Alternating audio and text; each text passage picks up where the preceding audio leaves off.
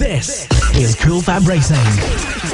Live coverage all season on the FAB-Racing Facebook page and on the website FAB-Racing.com. Good afternoon and welcome to the 2018 FAB-Racing British Mini Bike Championships. We're here all season, all 8 rounds of the 2018 series, and 2017, a fantastic series, so much competition, so much great racing, and we're here to bring you more exclusively live coverage than ever before. We're at Llandow karting circuit for the first round of 8 for 2018, and the motor racing, it is about to get underway in just a few minutes time. I'm Dan Marr, alongside me is Kiko Giles. We will be bringing you the coverage of the 2018 season, well, all season. We're here on Motorsport Radio and on FAB on social media, on the website. We're going to bring you some fantastic coverage, and we have the Mini GP70, the first race of the 2018 season, to come up very shortly. That is due to start at 3 o'clock. At the moment, 3:15 for the Extreme 200 race 1, with the AC40 Pros then being followed by the AC40 Rookies. And a bit of a change from the regular schedule, the Mini F1 sidecars will be on at about 4 o'clock, an hour into our fantastic afternoon of racing, with 2 extra races tomorrow. Senior Mini Motos will then follow that with the...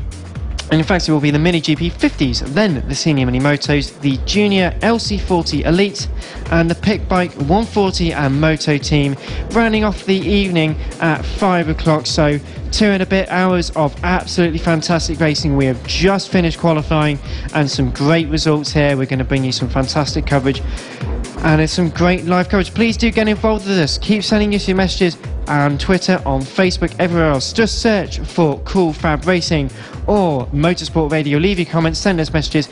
We love hearing from you. We love having your reactions, and it's great that you're joining us for the first day of live coverage. 1 set of races, but 2 sets of races tomorrow. And Kiko, well, we've covered a couple of races before, but a full season of fantastic racing, it's going to be bigger and better than ever.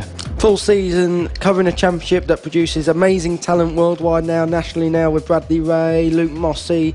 Look at Scott Redding, Danny Kent, Moto3 World Champion in 2015. We are watching here, listening to at home, literally the next stars of the motorcycle racing world.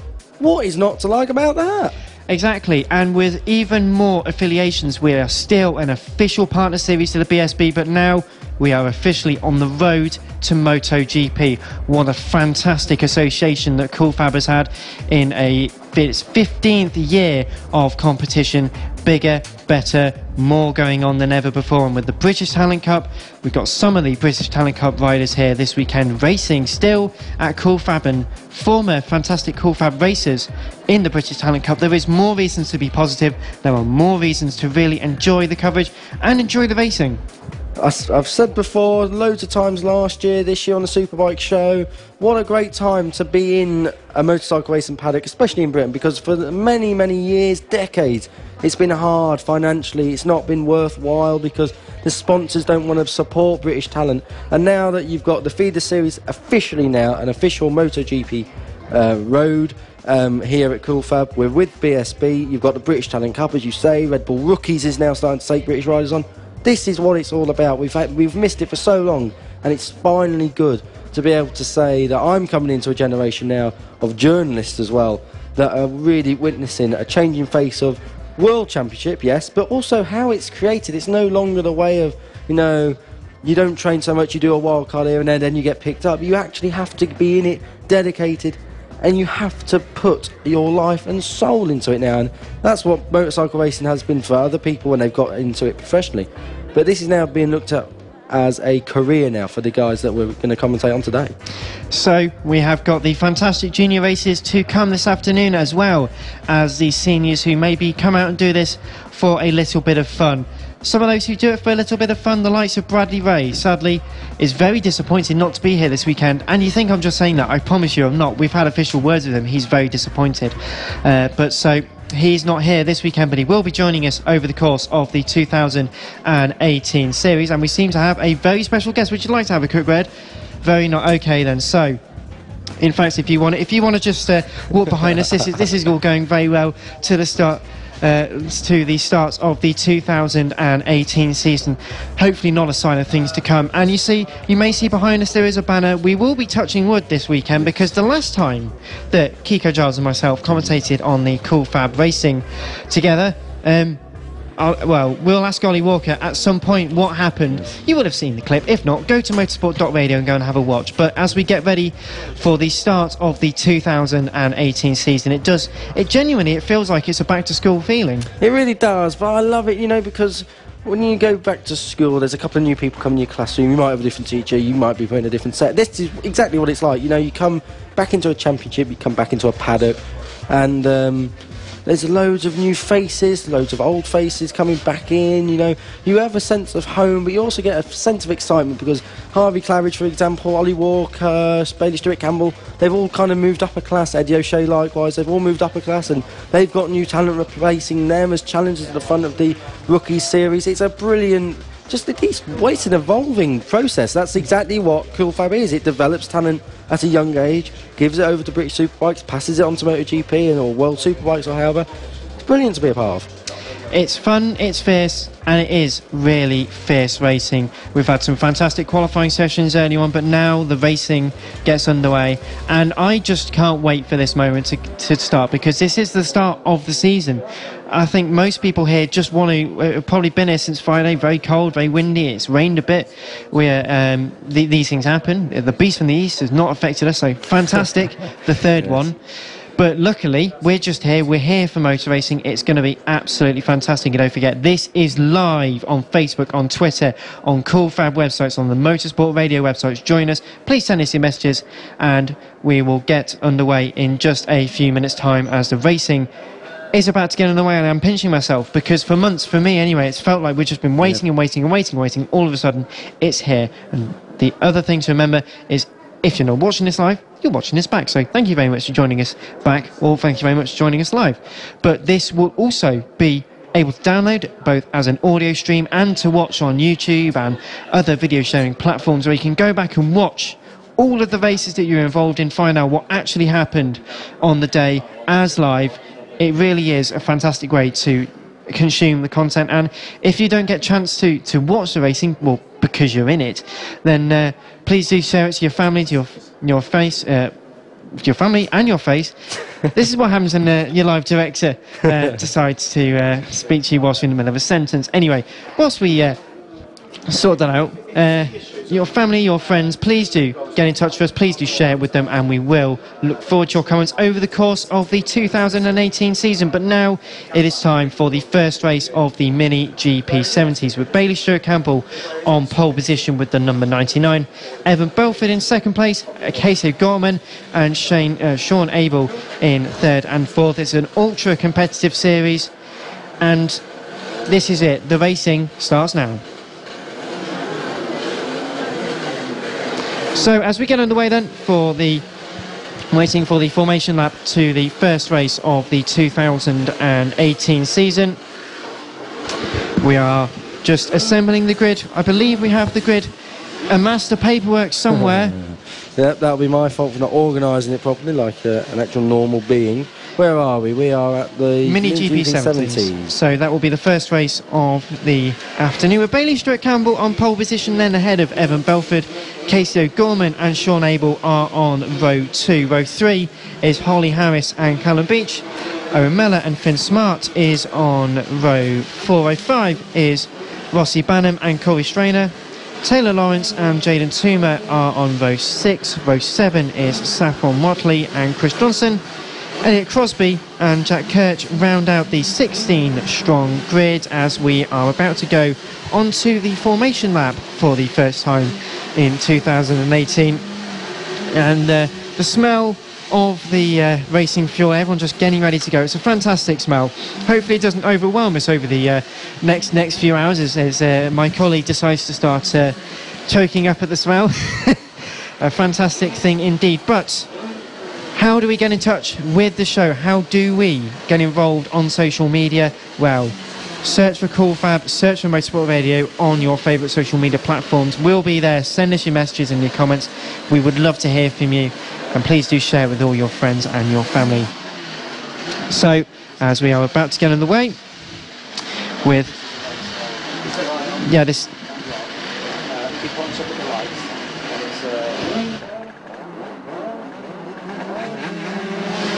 So as we go out on then to the formation lap, everyone starts to roll away from the grid, and as you will be able to see, so as we then have a look at something a bit different for this particular meeting, is you will be able to see extra bits of the track, and you can see we've got an all-new graphics pack, including the live timing, a bit of a live timing tower, the session, what time it is, how many laps they've completed. Yeah, we've got a caution already. This is at turn 3 here at the circuit. Someone's gone down. We can't identify who. It's a bit far out of our sights, but when they come round to the grid, we can see. You at home can't. You listening around the circuit might not be able to. But the grid is actually on more of a kink. So on one side, there's riders trying to point to the middle of the circuit. On the other side, they're trying to point to the middle of the circuit. And it almost caused a bit of a collision from row 2 and row 3. There was almost a coming together, and that is how crucial it is. And they're all going to go off on a big start now. It's going to be difficult. There's 16 of them to try and filter through that first chicane. It's going to be hard. 30-second opinion then, Kiko. Who do you reckon for this one? I'm going to go. It's very, very close at the top. I must say, it's about 3/10 covering the top 3. I'm going to go Bailey Stewart Campbell. He's dominated so far this weekend, but Sean Abel may well be able to cause an upset. Has got a good view in 4th place of the starting corners. We will go left and then right and then the chicane. So as we get ready for the first round of the championship, I am just far too excited for this. I just feel like I need to start jumping up and down, because it is the moment as everyone is just getting ready on the grid. And we have a slight delay because we're waiting on one rider to come around. I'm trying to work out which one that is. It's either 9th, 11th or 13th. They're the ones that have not been occupied on the grid. So we'll wait and see who it is. But slight delay here. He just comes round now. It's the number 13. It's the 13. So it's Rossi Banham. It's Rossi Banham. That's 9th on the grid. So he makes it. He's had an off. Bit of a collision on that lap. He'll have a little chat now to his mentor. Now they come off the circuit. The red lights will go on, and when they turn to green, we have go in 2018 for Cool Fab Racing. Oh, yes, we go, and a great start. Evan Belford got a flyer, and in fact he leads. Bailey Stewart Campbell has been beaten to the first turn, and I'm glad to say everyone has got through safely. Evan Belford leads, so Bailey Stewart Campbell, Casey O'Gorman and Sean Abel has been slipping down. I think, has he gone down to 5th? It may well be Holly Harris. We've got a problem on the starting line. That's Jack Kirsch. That's Jack Kirsch. So he was a winner here 2 years ago. That's not how we wanted to get off. But we are away and racing at Cool Fab in 2018. A good clean start by pretty much everyone as we get underway then. Jack Kirsch does look like he's managed to pull away, but not particularly quickly. In fact, been pushed off the grid, which is a shame for him. Not the start to the 2018 campaign that he undoubtedly will have wanted. But as we come up towards the hairpin for the first time out of 12, no one trying to make any last-ditch moves, which on the first couple of laps is understandable and a very sensible idea. But it's Belford ahead of Stewart Campbell and O'Gorman, with Abel, Harris, Beach, Strainer and Smart, followed by Mellon and Bannon for the top 10. Absolutely. Casey O'Gorman actually set the fastest lap of the race, of 51.947 for him. It'll be interesting to see whether that gap between O'Gorman and Sean Abel, it is only marginal, about a second, 1.1. It'll be interesting to see if it stays like that or comes down, because we know Sean Abel, over a race distance, has good pace. And you would have been able to see there that Jack Kirsch, just managing to get underway, loses a lap, but still in the race, most critically for him. But there will be a very interesting point you just raised, Kiko, to try and follow. Belford seems to have made a good couple of bike lengths. However, the battle for second between Stewart Campbell and O'Gorman is going to be the one to watch. Absolutely. We've got to remember, in these races last year, we did see gaps start to come down in the back end of the race, no matter what rider it was. So do not rule out just yet Bailey Stewart Campbell or Casey O'Gorman, just on the basis that Belford is pulling away. He was 2/10 quicker than both of them last time around. glad to say Rossi Banham, despite the problems he had on the warm-up lap with him hitting the dirt, he's only dropped one place. He is in 10th place. Belford then with a decent start in the race, getting the momentum that he required just to get the a couple of bike lengths, which is all they need. However, they're already clustering as they go through turn number 10 and up towards the hairpin, with Stuart Campbell and O'Gorman again having a hunt, and Casey looking to the right-hand side just as a bit of a nose in. Not even a half serious move, just a look here fella, I'm here, I want the position. So as they head into the first chicane for the third time out of 12, really, it's a three-way fight for the lead already. Just what you said, as Stuart Campbell with the fastest lap of 49.427. Yep, Sean Abel has been dropped, but yes, you said Bailey Stuart Campbell, fastest lap. That was a massive look down the inside at the final corner from Casey O'Gorman. If he does that, and he miscalculates it just by a few metres, few inches, it can go wrong, and that is what we were saying all through this morning's practice sessions at trackside, and that's what we're saying again today. If you just miss time, the first turn, the first chicane, or the last corner, it can lead to a bit of a coming together. You might not even have to be in a race-winning position to take the spoils. O'Gorman up the inside, that's a bit more of a lunge, has to pick the bike up, nearly clouts the rear end there of Bailey Stuart Campbell, and he's cost himself time in the process, but it is still Evan Belford out front. The three are making a break and have done. Meanwhile, slightly further back, there's a good battle going on for 6th position so far. Over the line they come, it's Finn Smart heading that battle in 6th with Stainer and Beach. 14 ahead of 34 and 127 for 6th, 7th and 8th, and that is a three-way clustered battle, enjoying a nice little scrap. That is the important thing about the Cool Fab Racing British Mini Bike Championship. No matter what series you win, you will always find someone to battle with, if it's for the lead, if it's for last place. Speaking of the lead, Belford does not look like he's on for a secure one, let's put it that way. Yeah, Belford's under big pressure. Casey O'Gorman this time has had a proper lunge. He's gone through on the inside, that's up to 2nd place, pushes wide Bailey Stuart Campbell. They've both cost each other time, but now into the first chicane, Evan Belford has got a new challenger, and it's in the name of Casey O'Gorman. He won here last year in other classes. He is looking to do it again in the Mini GP 70s. Will he be able to? There's 7 laps to go. There's well enough time for him to do so.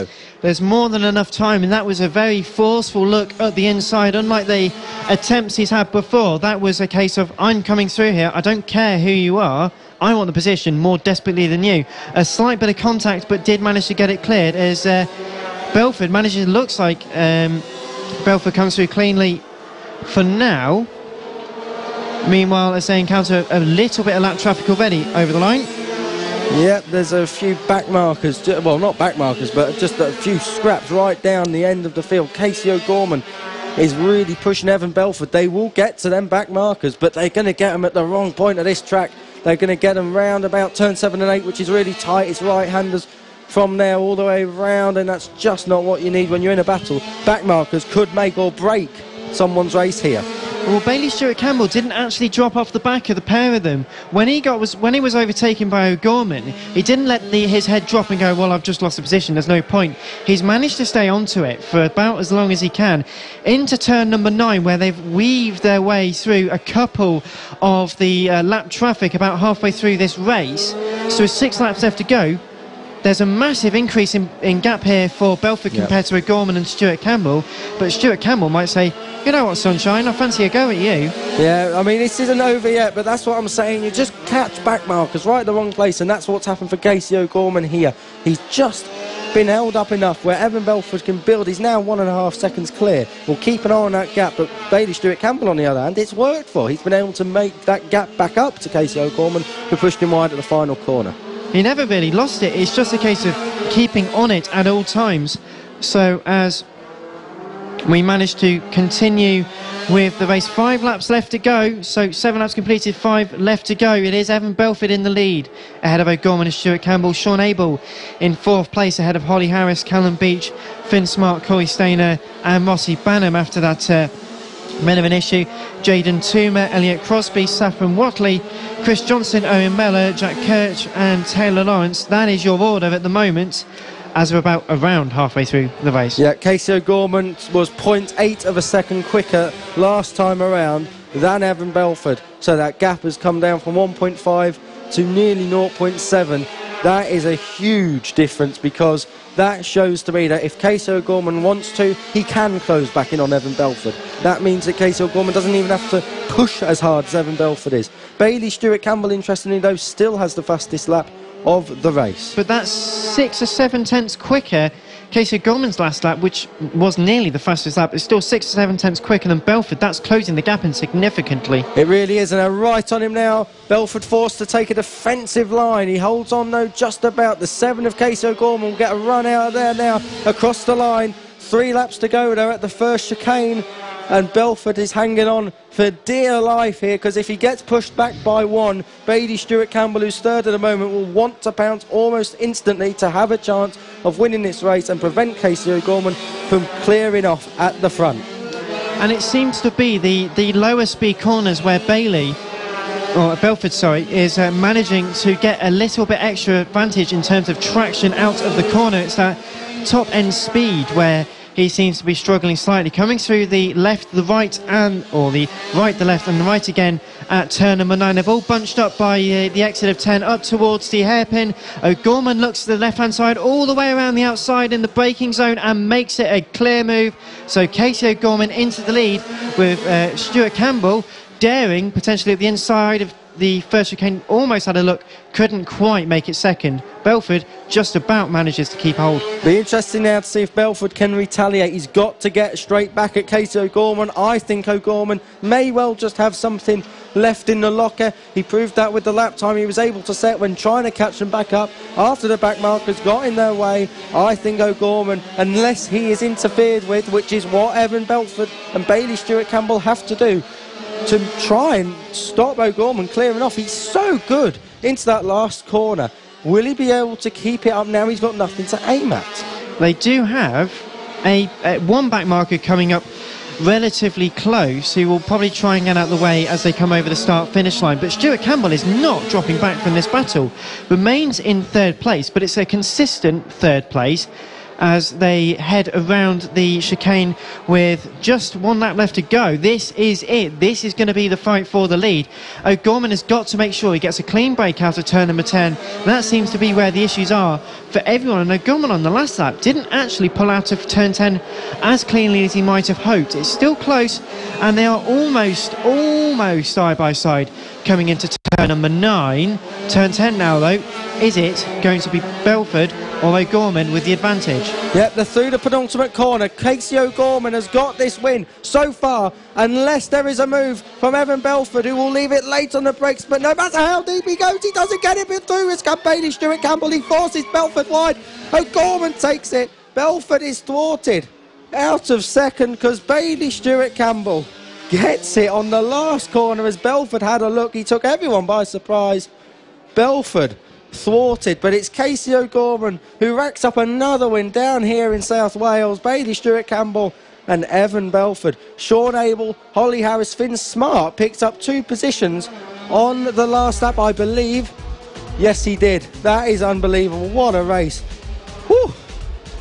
A great start to 2018, and if the rest of the races this weekend are going to be anything like that, then we are in for a serious treat. Out of the final corner come a massive cluster of bikes, but Sean Abel does take 4th in the end, ahead of Holly Harris, Callum Beach and Finn Smart in 7th, Corey Stainer in 8th with Rossi Banham and Jaden Toomer, rounding out the top 10 with Elliot Crosby and Chris Johnson ending up 11th and 12th. 13th for Saffron Watley, Owen Mellor in 14th. Jack Kirsch did manage to get underway, but 2 laps down in the end on the number 96 bike, and Taylor Lawrence, well, unfortunately he didn't get to start at all on the number 10.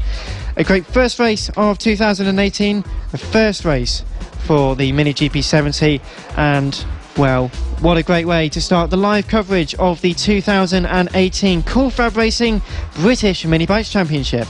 Welcome to Llandow. This is the Cool FAB-Racing British Mini Bikes Championship, live.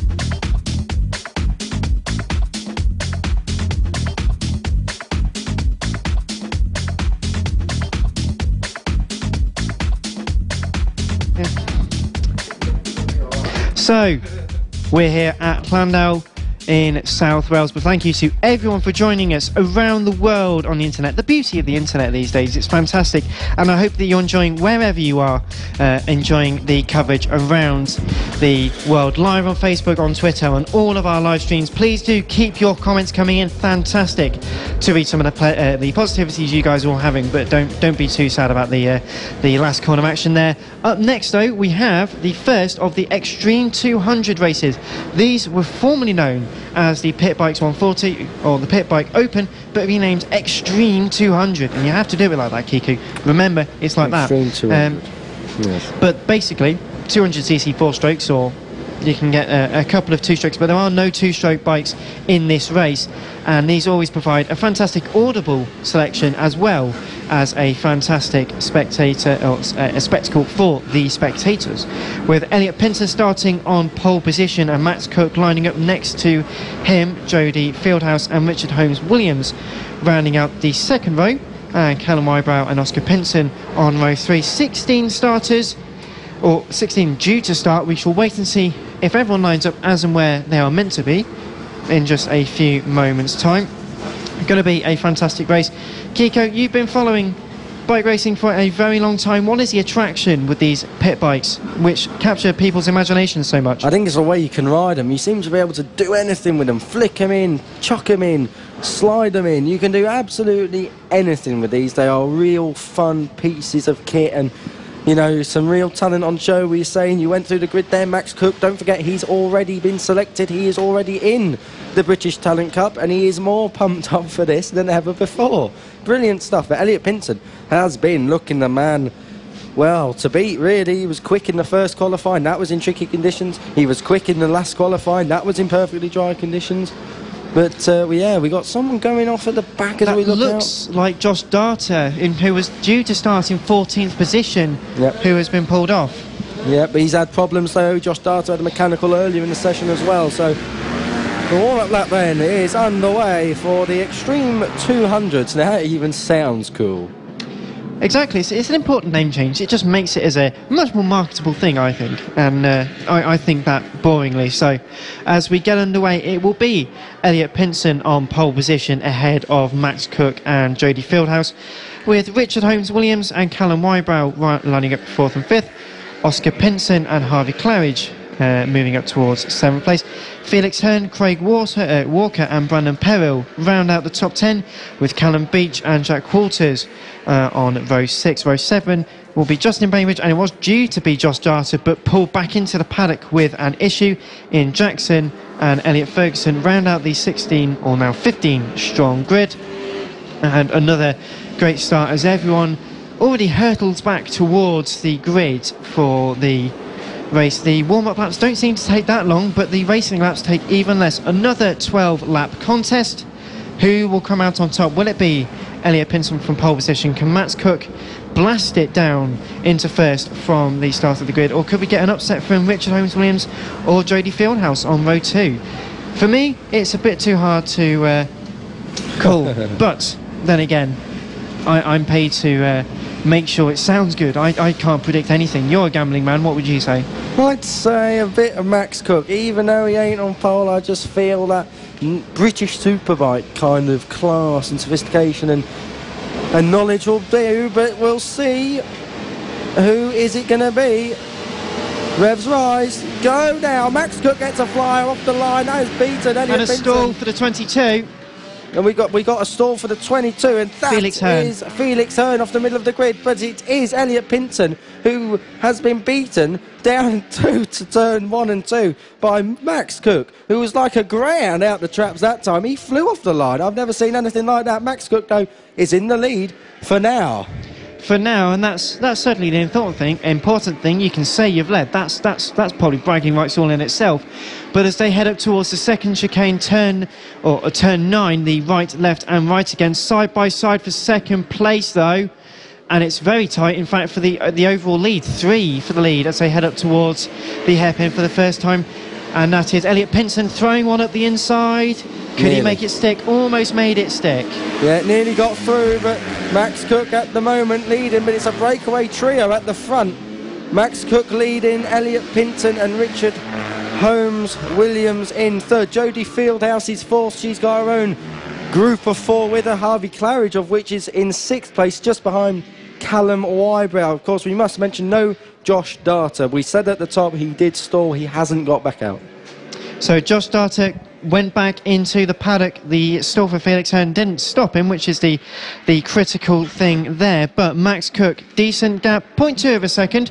Not even that anymore. They are almost on top of each other. Someone has gone off, and I think that's Richard Holmes Williams, who's pulled to the left at turn number 10. Yellow flags at the chicane, taking out one of the better overtaking opportunities. Yep, into the lead has gone Elliot Pinton. He's got ahead now of Max Cook, so now there is a battle. Pinton looks good on one lap, I've got to say, but I wasn't convinced he'd be able to beat Max Cook, so I think we're going to see a real duel down to the last corner. I can see, looking out the window, there's a bit of support for Max Cook and Elliot Pinton. They must be rather popular here in the paddock, but we'll see what it brings. We've got another 10 laps to go. It's very hard to read a race this early on, but I've got to say, I do think it'll become, the race win will come from one of those two. It could well, or it could come from someone else entirely. Never say never. That's the important thing, even though it probably won't. Anyway, moving on. Elliot Pinton has seemingly got a decent gap now. In fact, that's a good 3 or 4 Max seconds. Cook's got a problem, has he? He looked over his shoulder for a long, long time as he came out of that turn there. And let's just listen as he comes over the line now. And that doesn't sound quite as aggressive as you would expect. The engine does not sound quite as healthy. A little bit of understeer into the first part of the first chicane, the right-hander. Well, in all of this, though, Jodie Fieldhouse in third currently, got a big gaggle with Callum Wybrow and Harvey Claridge behind her. Walking back to the pits, though, is a very disappointed Richard Holmes Williams, who is just waiting for the right opportunity to get back into the paddock and have a look at the bike, especially with some of the issues he was having with the senior Minimoto he was also riding this weekend earlier. He's probably not going to be none too pleased. Well, them bikes are good off-road, but that is not how Richard Holmes Williams would have been wanting to take that bike home. I've got to say that's not ideal for him. But Elliot Pinton across the line, and in second place is Max Cook, but the gap is 4 seconds. So I think we're looking at definitely the top two. Let's focus the battle now on to third place. Jodie Fieldhouse has got 3/10 over Callum Wybrow, which in racing terms is more or less nothing. So we'll see how that one plans out. Meanwhile, with 4 laps completed so far, Elliot Pinton, 4 seconds now the gap between himself and Max Cook. Cook on that last lap at 50.4. Doesn't sound like a lot. It's a second slower than Elliot, but it's still about 4/10 quicker than Jodie Fieldhouse. So he's still there or thereabouts. But sometimes these problems, if you think you've got a problem, you do tend to drive a little bit gentler. So he could be losing a good few tenths over the lap just because he thinks he might have a problem. Absolutely. I mean, of course. Oh dear me! So who was that? Something happened there. That was Elliot Pinton tangling, I think, with a back marker. I was just about to say that is all it takes. A mistake encountering a back marker, anything like that, and Max Cook is back in it. That was so close there, down at turn 2 into the complex. It's challenging, especially with the traffic here. We've got 15 bikes out there currently. And as we slowly head towards the half distance in this race, another fastest lap there from Elliot Pinton as well at 48.8 as opposed to 50.7 for Max Cook, who's still going quicker than Jodie and the corresponding people behind her. But it's unfortunately for him, must be frustrating ever since he led the race. However, the battle for third place is still fighting hard on up towards the last corner, the 67. That is Callum Wybrow trying to go side by side up towards turns 1 and 2. Had a bit of a sniff, but just can't seem to find a way around. He's got the pace, I just don't think he's got the confidence as he goes for a move up the left-hand side at turn number 4. And in fact there makes the move later on the brakes, got the bike, got that sniff of a move. He was just waiting for that opportunity. He'd been hunting for a good couple of laps, but now he was given it. He was not going to look a gift horse in the mouth. Yep, absolutely. Very impressed with Harvey Claridge. He's able to stay with that battle for the podium, so it's going to be interesting to see if he's got anything to offer the two ahead of him, because it's easy being in contact, but it's one thing catching, another thing passing. It's the same with staying and sticking with a group. It's one thing sticking with them, it's the second thing beating them. It's a very difficult challenge indeed, and as another fastest lap from Elliot Pinson, as confirmation that Callum Wybrow has come over in third, ahead of Jody Fieldhouse. Elliot Pinson in the lead then, 8.6 to the good of Max Cook, with Callum Wybrow and Jody Fieldhouse third and fourth. Harvey Claridge in fifth, ahead of Oscar Pinson, Craig Water, Brandon Perrill, Jack Walters and Callum Beach. Felix Hearn, Ian Jackson, Elliot Ferguson, Justin Bainbridge are still running in the race, with Richard Holmes Williams a retirement and Josh Darter not starting. Absolutely, Elliot Pinson though has got this race sewn up. I mean, he's down and out of the final corner by the time Max Cook has actually got out of the penultimate corner, but that, you've got to say, I don't think it's going to be too devastating. 2 more races to go yet for Max Cook to actually change that, but you know, it might take a mistake in this race even for Elliot Pinson, although it'd be a big mistake with nearly a 10-second lead now. It's a challenge, and Elliot definitely is not letting up. Another he's been getting fastest lap after fastest lap. Surprisingly, that last one wasn't another fastest lap, so maybe he's decided, yeah, well, I'm giving up now, I cannot be bothered, or something to those words. But a fantastic race from him, certainly. And Jody Fieldhouse dropped back nearly a second now on Callum Wybrow on just 2 laps, so I suppose that's just a struggle when you're effectively acting as a cork in a bottle, as opposed to, it's difficult because once the cork's out, you can't really follow it. Absolutely. Callum Wybrow, interestingly though, lapped quicker than Max Cook the last time around. I mean, I'm not sure. Only by 2 tenths. Yeah, you know what? I think there's a problem. And yes, he's into gone the in. paddock. Max Cook has gone in, so there is definitely a problem. I mean, you must, yes, Max Cook is out. So Callum Wybrow and Jody Fieldhouse second and third, and Harvey Claridge is fourth. What a great result that would be if Harvey Claridge can keep in touch with them two. I mean, first ride on one of these machines, he's done a great job. 1.9 seconds the gap between himself and Jody Fieldhouse in third place. Just 3 laps, or 2 and a bit laps now left to go, so not a very long time in this race at all, and disappointment for Max Cook in his first race in the campaign. Obviously the British Talent Cup competitor would be hoping for better, but these things happen in motor racing. They do, but we've got 2 laps to go, and maybe there is chance, I'm not sure, for Jody Fieldhouse to get back past Callum Wybrow. I do think first, second, third and fourth are all kind of finished as they come across the line to begin their penultimate lap. But yeah, really great race though from Elliot Pinson. He's 17 seconds clear. So you can't make 17 seconds up if you did 100 laps of this place, so he's well and truly got this one sorted. More than comfortable with the bike, more than comfortable within the traffic, and we will have to wait and see for tomorrow's 2 races whether that can be changed. Sometimes you just need to go away for a little bit. You need a bit of a relax and have to think about what's been going wrong or what's been going right, and that can just be enough to really make a difference. But with the last lap now, Elliot Pinson, we can't really say much more. A fantastic race from him. Brilliant race. Well, I'm looking at Brandon Perrill now. He did this last year. Bit of a, not a bad qualifying, but a mediocre qualifying. But he makes it up in the race. Started, I think it was 10th in this race. He's now up into 7th. So, yes, a couple of people have dropped out, but, you know, you still have to be there to pick up the pieces to enable yourself to actually take advantage of all that. Down into the last corner now, it looks, I think, is it Elliot Pinson? It should be, I'm not sure, maybe not. 127, no. 127, yeah, a bit ahead of myself there, never mind. Brandon Perrill has actually got past Craig Walker on the last lap as well. Here's Elliot Pinson now. This is definitely him at the last corner. Victory done and dusted. Race 1 of the Extreme 200s, the first ever Extreme 200 race winner. Elliot Pinson takes it. Callum Wybrow should be second, barring a mistake on the last lap, and third, Jody Fieldhouse, as we all get reminded of my faux pas. My unlucky side. Callum Wybrow though does take second, and Jody Fieldhouse third, Harvey Claridge fourth, waiting for Oscar Pinson, the 94, to come in. Looks like he will. He's just rounding the final corner. Pinson's first and fifth. They'll be pincing themselves back home. Hey. A good result though for Harvey Claridge in 4th place, but a fantastic win for Elliot Pinson, the number 76 in the first Extreme 200 race of the weekend ahead of Callum Wybrow and Jody Fieldhouse. Harvey Claridge, great fourth, but Oscar Pinson in fifth. Brandon Perrell in sixth. Don't write him off. Seventh place for Craig Walker. Jack Waters in eighth. Ninth for Felix Hearn. 10th is Callum Beach.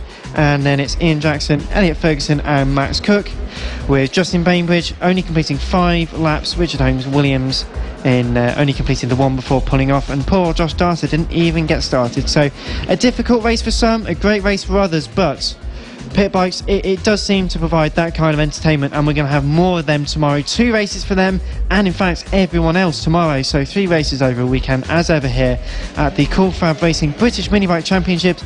Plenty of opportunity to get it right. And Kiko, you're 2 races into the 2018 season. Right, who's going to be champion then? It's very early to say who, but I don't know. I mean, I'm going to sit on the fence and get some splinters. I'll tell you at the end of play tomorrow. I think that'll do. Okay, I'll get the sweep, and I'll try and sort of move that slightly forward. But great racing here at Llandow Karting Circuit for the first round of the 2018 Cool Fab Racing British Mini Bikes Championship, as we get underway with some more junior races, this time for the AC40 Pros. Mason Foster will start on pole position, and another great qualifying for them. It's been a bit of an interesting one, with gaps being quite big and quite small at the same time. It does work, I can assure you. But we're going to have some more fantastic racing here to come on Cool Fab Racing, live on Facebook, live on Twitter. Please do keep leaving your comments. We have been looking at them. Thank you ever so much for the support you're giving to your family members and your friends. Please do keep doing it, and share the links, share what you're loving with everyone else, because ultimately that's how we can get our sport seen by even more people join in. More people, the more fun. We see that with the racing, don't we? We do, and it's really, I mean, it's great to see it. Actually, like, I know it's not a crowd, but everyone, no matter whether your son or daughter's racing out on the grid, everyone watches each other, everyone supports each other. It's fantastic to see. And as we say that, so we got some great comments. We got Laura Sparks saying good luck to Ethan, number 62, hashtag Sparky. Peter Vansel saying nice one, Brandon 146. Paula Cavallo saying go Thomas Gomes, hashtag TG98. And Linda Duthie saying good luck Ronnie and Bill, Team Harris Racing, Nan and Grandad. So great to see the comments you guys are sending us in. Please do keep flooding your comments in. It's great to see the support you're showing for all of your friends and family members. So we look forward to the first race of the year for the AC40 Pros coming up in a moment. Mason Foster starting on pole position, but Johnny Garnes in second place. 22 on the grid so far, but we are waiting for just a couple to get onto the grid. Mason Foster had that little problem earlier on, didn't he, in another category, and we'll get onto that later, but he's late to the grid, and that won't do him that won't do the nerves any good. That'll just build it all up a little bit more. You'll just be wondering now if the bike is working, if everything's okay. I think it should be. They're going to go through the citation lap now. They're going to go off and have a little look around, make sure everything's okay, and check back in at the grid when they're back. So then Mason Foster will start on pole position, the number 88, ahead of Johnny Garnes to 57. Sullivan Bouncy and Troy Jeffrey are third and fourth, ahead of James Rose Jr. and Luca Hopkins. Charlie Tilley and Clayton Edmonds ahead of Orlando Phillips and Kyle Payne for your top 10. Harrison Desoy and Alessandro Valente in 11th and 12th. Harrison McKay and Ronnie Harris will be ahead of Alfie Davidson and Preston Ward, with Ethan Sparks, Taylor Stewart Campbell, Ben Jolliffe, Jamie Woodcock, Jada Howe and Keaton Payne rounding out the 22 strong grid. And it was a searing temperature of 10 degrees earlier, but now it's dropped to 8 and is due to be 7 in the next hour or so. The clouds looking a little dark. They don't look anywhere near as ominous as they were just a few hours ago, and hopefully it remains like this for the entirety of the weekend. So far for the last week or so, it's been raining pretty much every night here, but it's dried up nicely for today's running, and hopefully it continues like that. So everyone returning from the warm-up lap, and a strong qualifying performance from Foster and Garnes. Do you really think they're going to be the only two in contention? Because sometimes the AC40 Pros, you can get a great qualifying, but to really run away in the races, it takes a lot more. Yeah, expect a battle, I think, with Luca Hopkins. I think he's going to be right up there. I think Sullivan Mounsey could do something very special. Troy Jeffries starts alongside Sullivan Mounsey, don't forget, on that second row. But your front row, Johnny Garnis and Mason Foster. Second for Garnis, first for Foster. Will it be the same? They rise in revs, the lights will come on. Oh, big jump start from fifth. James Rose has jumped the start. We're ready to go. False start. Yeah, I got ahead of myself there, dear, oh dear. So, false start, that was James Rose, launched himself forward there. And not going to do the drivetrains much good. No, that's not going to do the nerves much good either. So, very unlucky. Will they go for another sighting lap now? I haven't seen this before. So, will they go for another sighting lap? Just a few words of wisdom there to Mason Foster, who starts on pole, the 88. Standard procedure tends to be they'll just hold them for an extra second, or they'll hold them for an extra minute or so maximum. They don't tend to send them out on an extra sighting lap unless they need to push someone off the grid. But I think they are being waved through. There we go. So... watch the lights. This is it. This is going to be a start. Who is going to get the whole shot? Good start for Mason Foster. But Johnny Garnis gets down to turn 2 first. Sullivan Mounsey holds his third. As everyone, all 22 of them, it's the busiest grid in this paddock. They all safely get through just about line astern. Flicking it right and left as they go through the chicane, but it is Johnny Garnis who made the most of his front row start, beats Mason Foster down to turn 1 and 2, even though they both got pretty good starts. That was a decent start from the front row, and maybe not something we were expecting too much, but as they head up towards the second chicane, turn 9, for the first time out of 8, it will be certainly a fantastic challenge from Foster to try and retake the lead. Already a few gaps opening up between the pairings, so once again Dan's proven wrong. However, is it going to be Garnis and Foster leading each other, or are they just going to break away from even each other? It depends really what we see. They're coming to end at the first lap. It is Johnny Garnis ahead of Mason Foster. Sullivan Mounsey in third place. Charlie Tilley's up places. James Rose is fifth. Troy Jeffries sixth. Luca Hopkins is in seventh. Eighth, Orlando Phillips. Ninth, Harrison Desoy. And 10th is Carl Payne. And it's been close for a few people as they've been going over the line for 15th and 16th. It was only 32 thousandths of a second between Harrison McKay and Alessandro Valente. And Harrison did manage to make the position, so staying in 15th just for the time being, as they make their way slowly up towards the latter stages of the lap, turn number 9 and 10. Indeed they do. Johnny Garnis still leading. Sullivan Mounsey in a bit of a race on his own in third, not too far off the leaders, but a few seconds ahead of the rest as they go down into the hairpin. Johnny Garnis looking cool, looking good, ahead of Mason Foster across the line. 6 laps to go. Those two are still kind of in a battle. No one's really broken each other. Sullivan Mounsey though in third, completing the podium as it stands with Charlie Tilley and James Rose, who jumped the initial start. I don't think he'll be penalised for that. He looks good in 5th place as they go through the chicane. So a 53.508 for Johnny Garnis, 0.7 of a second between the pair of them. Sullivan Mounsey 3 seconds behind Mason Foster, and Charlie Tilley 4.6 seconds behind them. So the top 3 sort of having their own compared to everyone else. The midfield is where it's looking most competitive at the moment, where Luca Hopkins jumps up to 6th place ahead of Troy Jeffrey, overtaken on that last lap. Orlando Phillips 8th, 9th and 10th for Carl Payne and Harrison Desoy though. Yep, coming around to complete another lap. This is lap 3, and Mason Foster has far from giving up on Johnny Garnis here as they go through turn 2 into turn 3. Bit of a tight one that. You've got to get your line right through Ford and the flick to 5. It's all a bit different. It's all a bit hooking it from one side or the other. Very physical opening section to this circuit. And those two, Mason Foster has just set the fastest lap. Very, very close though. Johnny Garnis was not a million miles slower than him. In fact, only 26,000 slower. That's not a lot in bike racing terms. Troy Jeffrey seems to have dropped back slightly because he was much further up, but now down into 13th position at the moment. We're on lap 4 at the moment, 5 laps to go. And 1 minute 3.970, which is about 5 or 6 seconds off the pace compared to everyone else. So definitely a mistake somewhere out of our sight, which is unfortunate for them. Unfortunately, Taylor Stewart Campbell didn't take the start, so only 21 on circuit at the moment, but 0.8 of a second for the lead between Garnis and Foster. Absolutely, those two have really got close again. We've got 4 laps to go. There's enough time for Mason Foster to launch an attack here. It's whether or not Johnny Garnis can resist it. Has Mason Foster got anything in hand, or is he at his limit now and just taking marginal amounts of time out? In fact, he actually lost time on that last lap around, a couple of tenths slower. So Mason Foster, it's not all done. It's about 0.8 of a second, but still, it's not done, so to speak, as if he's there yet. He's got a bit of time to make up. But Johnny Garnis then in the lead of this race halfway through, ahead of Mason Foster and Sullivan Mounsey, with Charlie Tilley ahead of Luca Hopkins and Kyle Payne.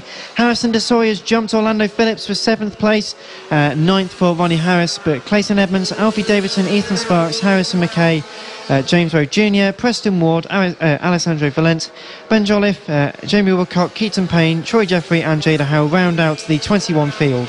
Yeah, back markers now coming into play, and there was one just getting in the way of Johnny Garnis that time, but they got through. Mason Foster likewise too had to get past and did so. So the gap, that might just give it, swing that pendulum towards Mason Foster. He may now be able to close in a little bit more. That carrot gets nearer. His dedication to get there, the limits he will get to try to break to get up to the back of Johnny Garnis will be right there. So whether or not he can do it with just 3 laps to go. They seem to be more or less on the same pace as each other, within 6 or 7 thousandths, which is incredible really, which means the gap stays consistent, and that's not good for them, but at least they're matching each other almost perfectly. They come over the line now, gap increases by about a tenth or so, 0.9. So as with just a few laps left to go, Sullivan Mounsey was probably feeling quite lonely in 3rd place, 11 seconds behind the leaders, and still a very high up position compared to Charlie Tilley. I must admit, not as close as I was expecting for the race lead, but Charlie Tilley doing a decent job in 4th place, and the midfield battle, which starts with Luca Hopkins and Kyle Payne, they've been scrapping away for the last handful of laps absolutely fantastically, just set their best laps on that one as well. Yep, Sullivan Mounsey's doing what I call a Marco Melandri ride. Not too close to the leaders, but miles ahead of everyone else. He's well on the podium. It's a great opening start to his season, a great podium to build on, to work from. As up the inside of a back marker goes Mason Foster. We're running out of laps. We start the last one this time. Johnny Garnis has got 1 lap to hold on here.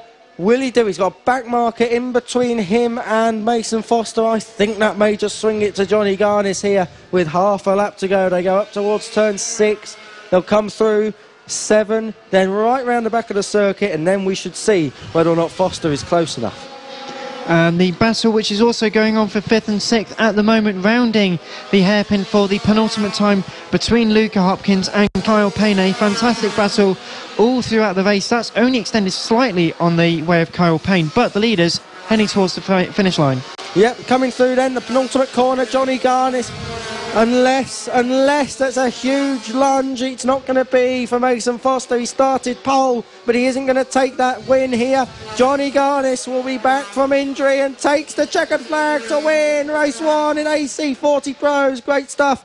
Mason Foster 2nd, and now we have to wait for Sullivan Mounsey, and he will be 3rd. He comes into the last corner now, gets through safely. Sullivan Mounsey starts his season off with a solid podium, 3rd for him. A great race there for the AC40 Pros, with a fantastic win for Garnis and Foster not too far behind. Sullivan Mounsey in 3rd place, and whilst we're talking about all of this, we still haven't had Charlie Tilley come through. That shows 32 seconds Charlie Tilley was behind Johnny Garnis at the end of that. It was a great race though throughout the field, and as we get more finishers coming over the line, Alfie Davidson, unfortunately, the number 8 had a slight issue a couple of laps ago, which meant he dropped back further and further. So it is Charlie Tilley then in 4th place ahead of Luca Hopkins. Kyle Payne is in 6th ahead of James Rose Jr. Harrison de Sawyers in 8th, 9th for Ronnie Harris. Ethan Sparks is in 10th with Clayton Edmonds, Orlando Phillips, Harrison McKay, Alfie Davidson, Preston Ward, Alessandro Valente, Ben Jolliffe, Jamie Woodcock, Keaton Payne, Jada Howe and Troy Jeffrey rounding out the overall order. Troy Jeffrey only did 3 laps, and Taylor Stewart Campbell didn't unfortunately take the start, so we had 20 started the race, 22 starting the race, 20 racing by the end, which is a shame to lose a couple. However, it is good for those who did finish, and we now move on to the AC40 rookies. The original and best British championships for mini bikes. This is Cool Fab Racing.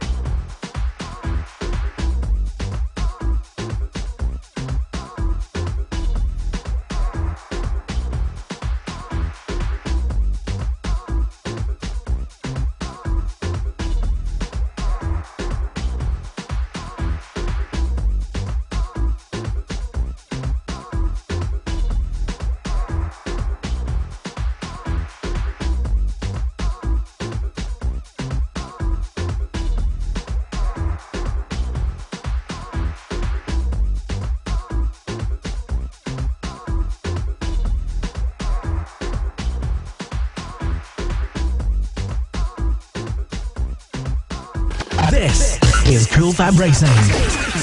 Live coverage all season on the Cool Fab Racing Facebook page and on the website coolfabracing.com. You're listening to live coverage of the 2018 Cool Fab Racing British Mini Bike Championships. We've already had some fantastic racing here this afternoon. Up next is the AC40 rookies, and thank you to everyone who has been leaving your kind comments and your regard to all of the races out there. Plenty of action to come, and please do keep them coming. We had great stuff, Ronnie, coming in from Sandra Chadwick. Joe Crampton saying, what number is Christina Watson? I'm going to pitch that one to Kiko so he can do a bit of a gig and a bit of a dig at the same time. Jenny Dart saying, good luck, Keaton. And OX Racing 65 came in from Joe Pollitt. So some fantastic comments coming in from everyone. Please do keep them coming in. Kiko says he doesn't know, which I think must be a world record first.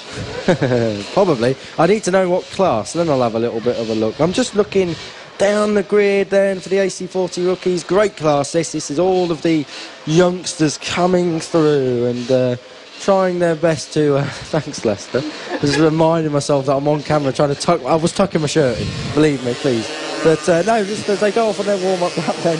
And yeah, this is all about two... well, yeah, this is a great class, as I was saying, before I was interrupted by the smut of my colleagues, because you get the sense that these guys are really wanting to learn, and it's great to see it evolve over the season, which we will do this year. It certainly will, and that is one of the many benefits we have to the Cool Fab Championships, is it gives that platform to learn your trade and really progress yourself up further to the grid. So Samuel Munson will start on pole position ahead of Henry McCartney, as we have Ruben Bray and Ollie Horner on row 2. Finnan Werity and Warwick Brady are on row 3, with Caden Watson and Greg Marshall following on from Archie Gibbs and Ollie Sims, Blake Wilson and Elliot Jones, Joshua Stoddart and William Harris, with Jacob Stevenson, Charlie Huntingford and Max Werity lining up with the 17-strong field for this particular category. Fingers crossed we don't get any more people who are slightly too eager to get away from the grid. It's inevitable, it happens to the best of us, but fingers crossed it doesn't happen in this one. Indeed, they all just assemble now. They'll get the last bit of preparation from fathers, granddads, mentors and friends and family, and then just we'll see what can they do. Who is going to be the winner of this one? The first AC40 rookies race of the year. Samuel Munson on pole, as Dan said. He's been looking good all through practice, qualifying. Henry McCartney looks good too. And also Ruben Bray. Those three kind of been three to beat in this class, so we'll wait and see what happens as we all have a problem here on the grid in second position. No, maybe not. Cancel that. I think they're looking at transponders, but we'll wait and see on that one. We've got a slight delay. Red flag withdrawn then as we get ready for the start of the AC40s race here. The rookies here ready for a start. Go, and away. It's a down to turn one. It's a shootout. And it looks to me like Henry McCartney may as well have got down there first. I'm not sure. We'll have to wait until they come round. But as they come through, it is definitely a safe start. We can say that's someone out on the wide one. That was the 67 of Jacob Stevenson there. As they all swoop through, it is actually Samuel Munson who got the good start indeed.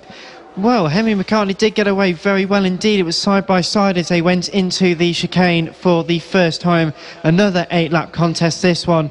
But it just looked like he couldn't quite keep the momentum, and Samuel then jumps up into the lead on the 72 bike. Into the second chicane then, the right, then the left, then the right again as it leads into turn number 10 after the very, very long back straight, especially for these guys and girls.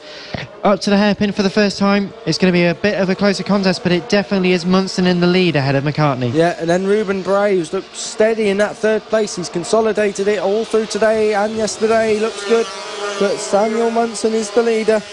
Henry McCartney, then it's Ruben Bray, Warwick Brady, Ollie Horner and Finan Werity are your top 6 so far. It's all a bit strung out at the moment, but they will find their feet. They are only rookies, of course. They will all find their feet and then crack on with the race and try and get in some battles, I'm sure. It's great for racecraft.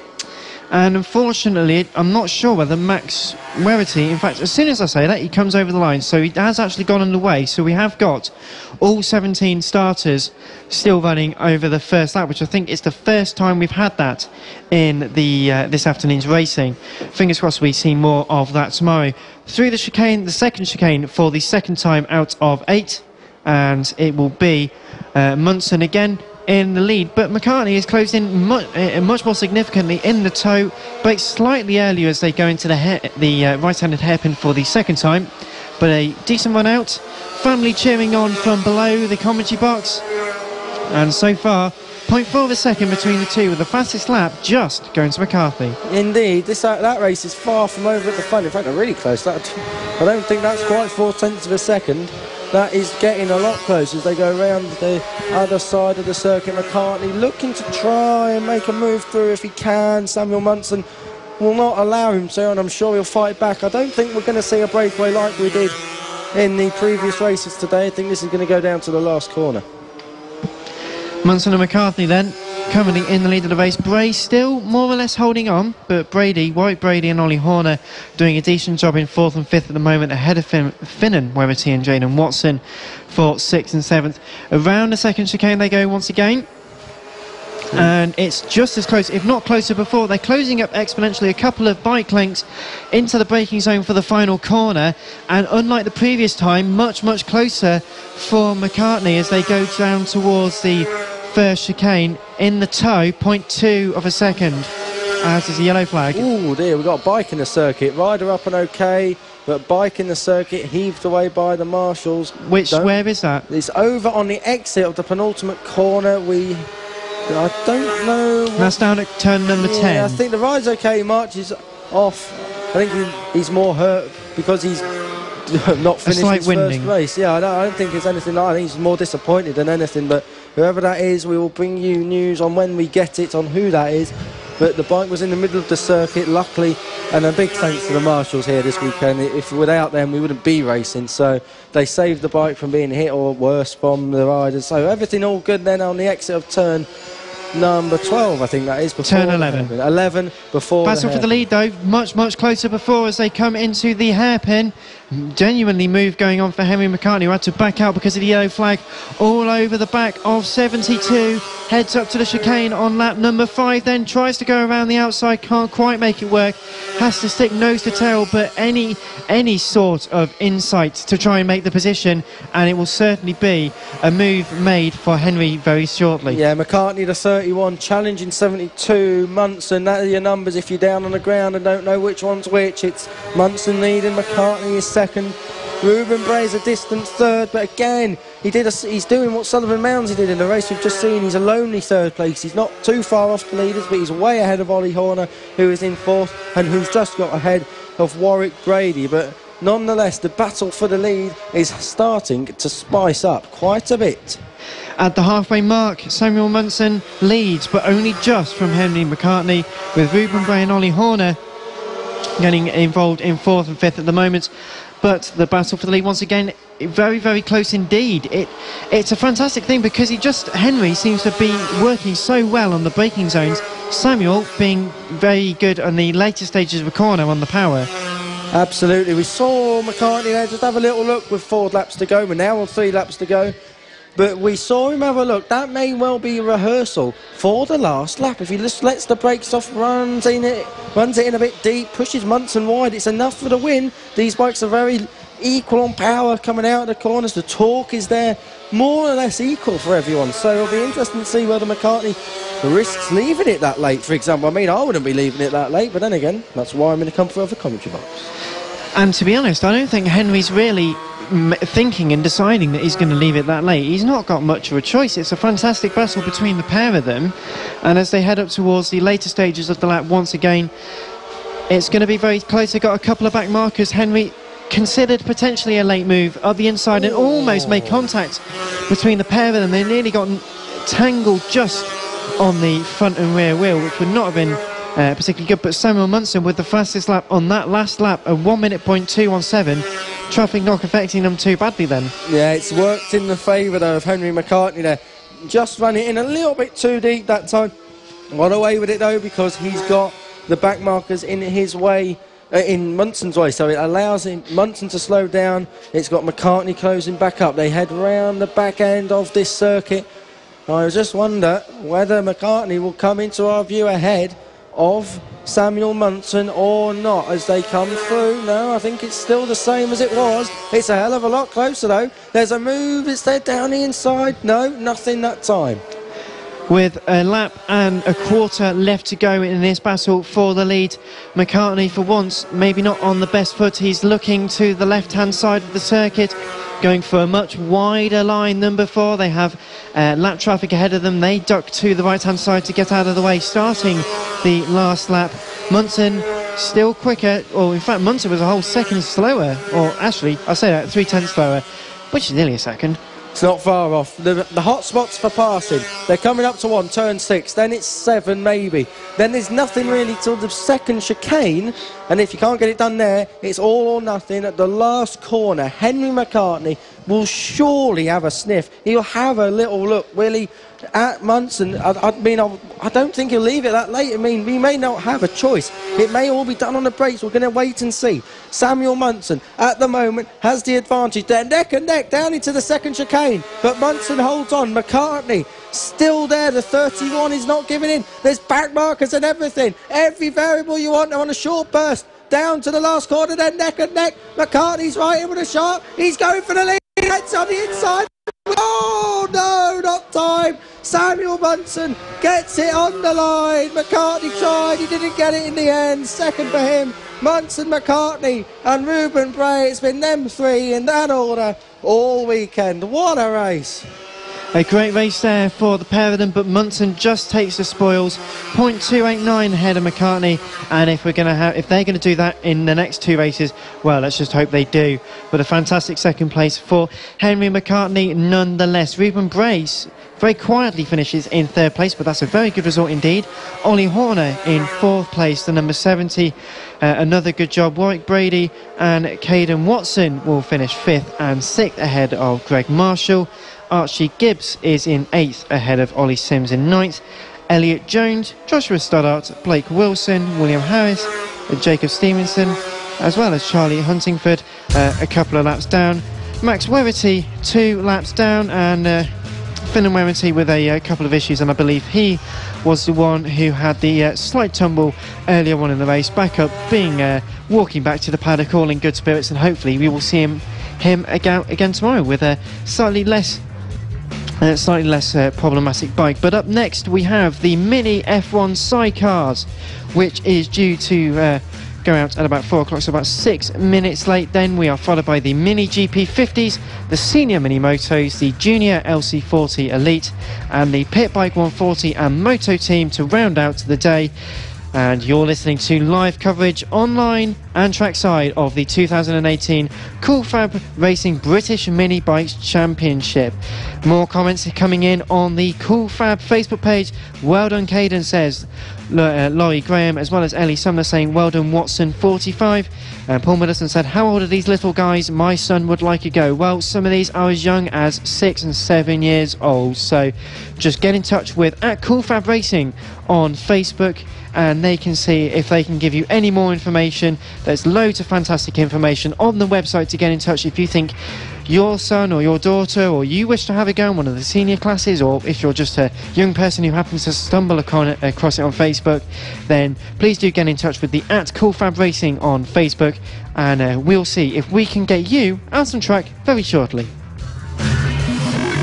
The original and best British championships for mini bikes. This is Cool Fab Racing.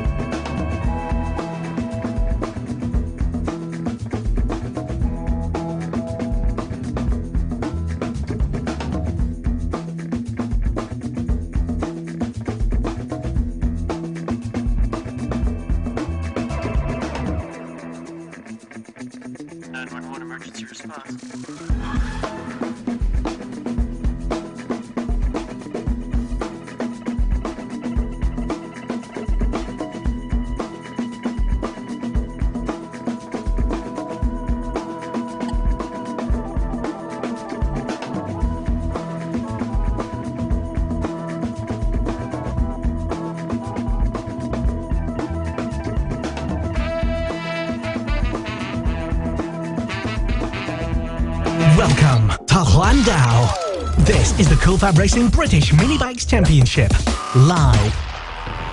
Live coverage of the first round of the 2018 Cool Fab Racing British Mini Bikes Championship.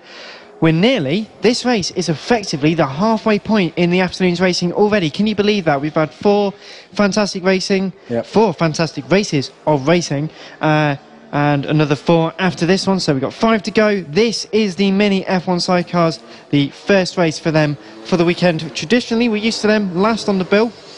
Great to see. As we wave to all of the marshals, thank you very much to all of the marshals for waving at us, and thank you for all of the hard work that you guys and the medics all do to make sure that we can go racing and give the best spectacle for you at home and for everyone here trackside. Please do keep your comments flooding in on Facebook and on Twitter at CoolFabRacing, at MSportRadio. Do get in touch with us, let us know what you're thinking, how much you're enjoying the racing, with Mick Williams starting on pole position for the first of the mini F1 sidecar races of the weekend. Adrian Ems will be starting in second place. Row 2 is Mick Lee and Paul Porters Sr.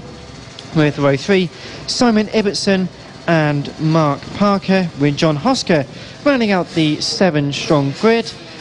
They are all there. We are about to get on the way with Kiko Giles, as ever, on the commentary, alongside me, Dan Munn. Yep, here we go then. Mini F1 sidecars in 2018. I'll go, and Mick Williams gets that predictable start, flies off the line, and Adrian Ems slots into second, and I think that is the last we'll see of Mick Williams. Look at him go already through 5 into 6. As the producer just shouts jinx in our ears. So please send all your disappointment and correspondence to hello@motorsport.radio if you have any anger to take out on the commentators. That is the email address you need to send it all to. So we'll get that done and dusted as everything all now goes wrong for the rest of the season. So as Kiko now we've managed to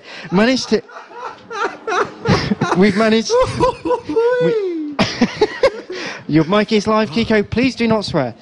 So, anyway, as we have an actual motor race to contend with, and not just a light entertainment show, as you'd see on the BBC Twos, Mick Williams in the lead by a substantial amount. It would be fair to say, coming out of the final corner for the first time ahead of Adrian Ems, 1 minute 38.602. Adrian Ems actually 1:21. Oh, they're all going really quickly. There we go, so it's a 102 and a 103 and a 104, so it's gradually changing up, but 4.029 of a second between Mick Williams and Adrian Ems, between first and second. Mark Parker on the 230 with passenger, of course, up into third place, displacing Mick Lee. For fourth, Simon Ibbotson and John Hosker have also jumped Paul Quarters Senior on the 25. Absolutely. These races tend to be won by Mick Williams. He's done exactly what I thought he'd do, and that's clear off 4 seconds ahead already. He's at the penultimate corner before anyone else is even at the second chicane. But the battle for second, third and fourth, there's only marginal gaps. Looking at them right now, they are so close. There's no one really making a break. It's between Adrian Ems, Mark Parker and Mick Lee. Now, Mick Lee started third. He looked like he had a front row place secured for quite a long time, but it didn't happen. Mick Williams has crossed line, 57 seconds flat is his lap time. Adrian Ems 101.4, actually a whole second slower than those behind him, so Adrian Ems acting as a buffer now for Mark Parker, and Mick Lee's not far off it. Oh dear, Mark Parker almost runs in the back of Adrian Ems through the complex. They head down towards turn 6. No move made this time, although it's getting close. There was almost another same thing there running in the back. We'll have to see how this all plays out. I think Mark Parker and Mick Lee will probably get ahead of Adrian Ems by the end of this lap. You could presume that would happen. However, the brilliant thing about mini F1 sidecars is it is quite unpredictable when it comes to overtaking. These are the closest things we have to kart sizes, and it actually looks like Simon Ibbotson has made a position ahead of Mick Lee. So, as we say, we weren't expecting the 46 to maybe be up there. The 44 of Mick Lee ahead of Mark Parker then even. So the 230 being placed also side by side between Ibbotson and Hosker for 5th place. Contact at the last corner on the way in. They both got round safely this time. How many more times are they going to push the limit? Through turn 1, Ibbotson has a real tight look at that really different turn 1. We've said it many times, you can take it quite a few lines, but an acute angle for Ibbotson not paying off that time around. They come out of the complex down towards turn 6 now. That battle for second has kind of spread out a bit. Mick Lee, like you said, Dan, ahead of Mark Parker, but Adrian Ems proved me wrong. He's still there in second, albeit nearly 13 seconds off Mick Williams. We'll just glance over that one, shall we?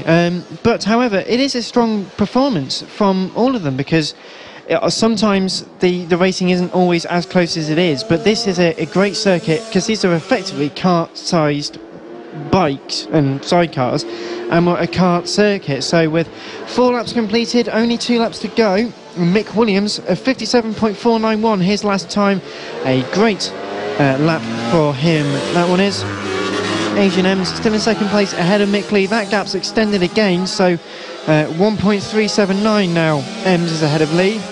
Absolutely, and John Hosker made a place up on Simon Ibbotson down into the last corner. Ibbotson looked like he got ahead, didn't quite manage it that time, but no, John Hosker in 5th place and 6th for Simon Ibbotson, 7th Paul Quarters Senior. Some more great action going on at the moment with a lap and a half to run. Great battle between Hosker and Ibbotson, and then Paul Quarters Senior also getting involved in that. Over the line, the gap for 6th and 7th is only 0.154. So it's getting close.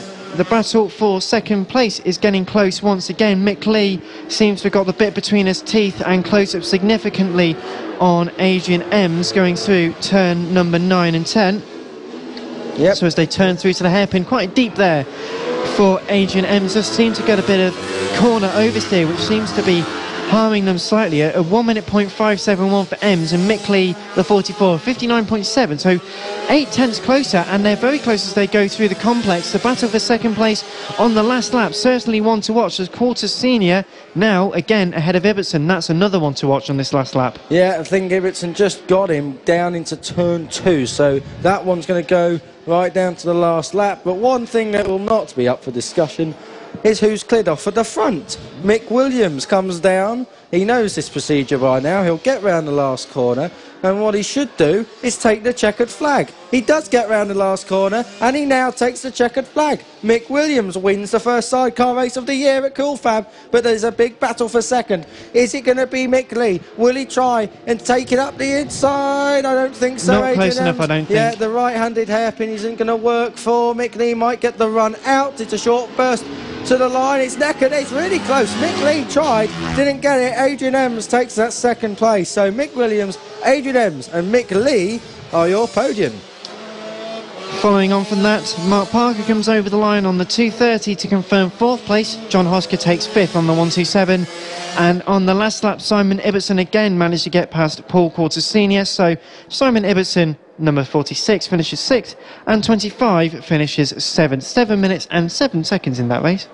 Not bad at all. I mean, that is a real credit, really, because if you take out Mick Williams, the whole field is only covered by 16 seconds. But Mick Williams making that one, as he has done for the last few years, easy.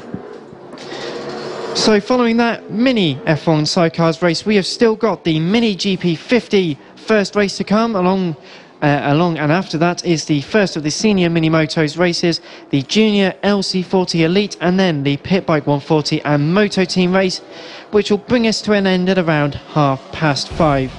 So some more great racing here for 2018, the first round of the 2018 Cool Fab Racing British Mini Bike Championships.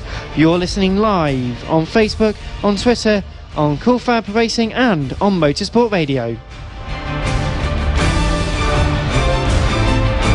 Welcome to Llandow. This is the Cool Fab Racing British Mini Bikes Championship, live. This is a place where the lady lives with jungle fever.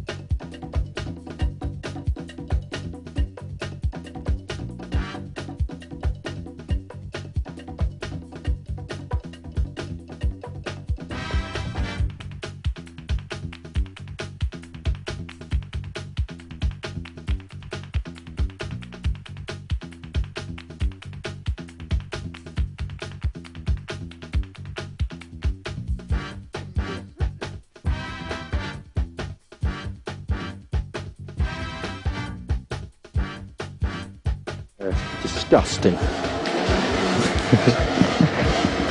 So as my colleagues continue to poke fun at this afternoon's jollies, you're listening to live coverage of the 2018 Cool Fab Racing British Mini Bikes Championship. We've still got some fantastic racing to come, including the upcoming Mini GP50 race.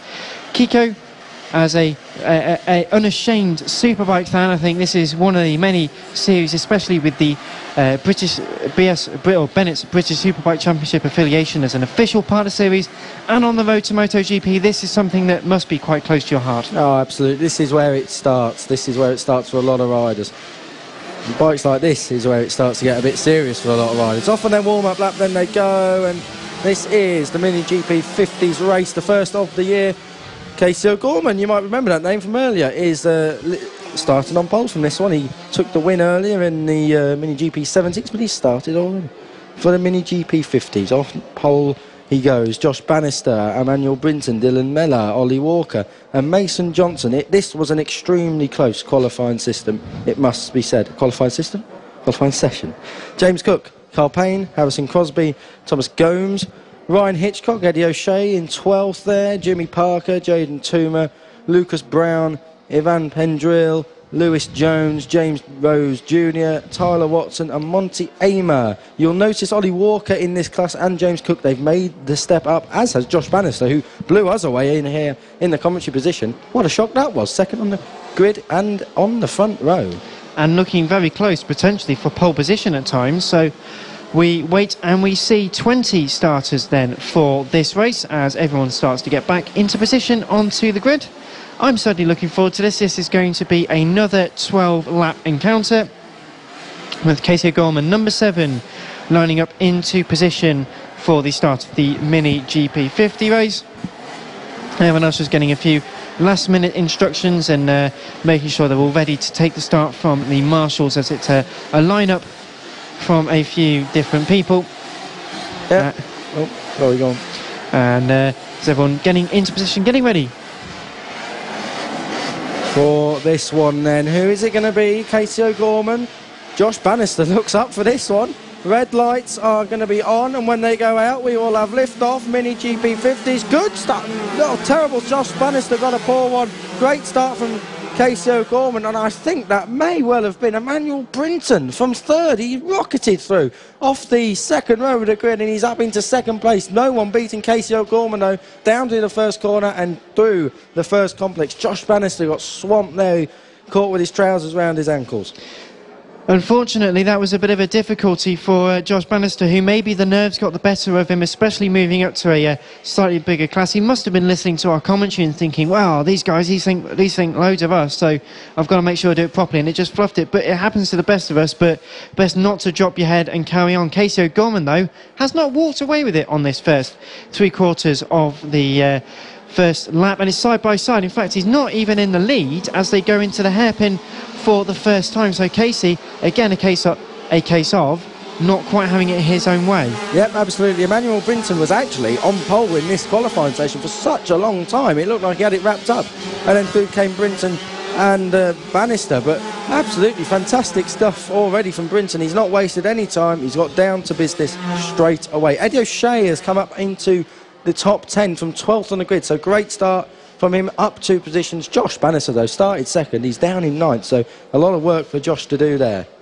Unfortunately, these things happen. That's part and parcel of our sport. But Emmanuel Brinton, a good move to come and get into the lead, just stayed in the tow as he came out of turn number 10, and as they went side by side, just pulled clear up the inside. Job done. Casey O'Gorman, though, is not one to rest on his laurels and will certainly be repaying the favour. Not quite this lap as they head up towards lap number 3, but you can only smell that it's going to be a not particularly long, as he did try to go side by side.